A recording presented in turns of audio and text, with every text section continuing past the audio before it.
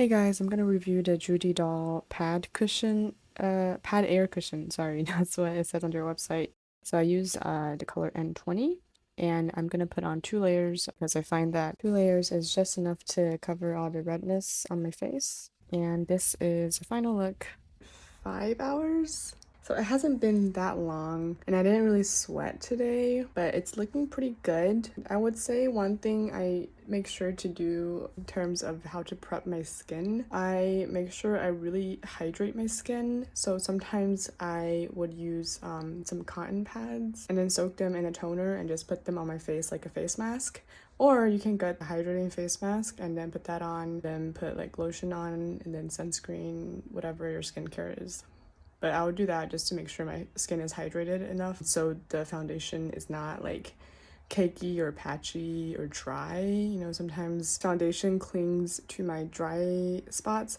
Actually, I'm gonna show a clip here. When I first tried this foundation, my skin was not well prepped and you can see it clinging onto a lot of my skin textures. But now, I mean, you can still see some skin textures. I think this is warranted, but it's not like dry compared to my other clip. But yeah, I really like this foundation. I'm like using it every time. And then if you set it well, there's no transfer.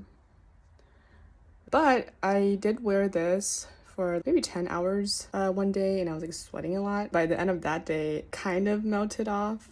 So it's not, I don't think it's meant to be super long lasting, but if it's just like a normal day, I think it holds up pretty well. And it's buildable, so I just use 2 layers usually. I've done 3 layers, but I just need two. Or if you have already like perfect skin, you just need 1 layer.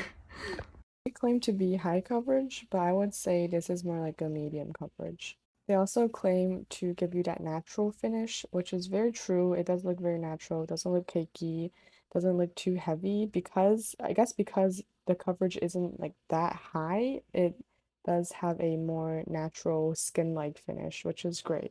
And last thing I want to mention is I have combination skin, so my T-zone is pretty oily. This foundation is more on the hydrating side. It has like a tacky finish, so you do have to set it with setting spray or setting powder. I usually use setting powder, and I don't find it too heavy. It feels very light on my skin.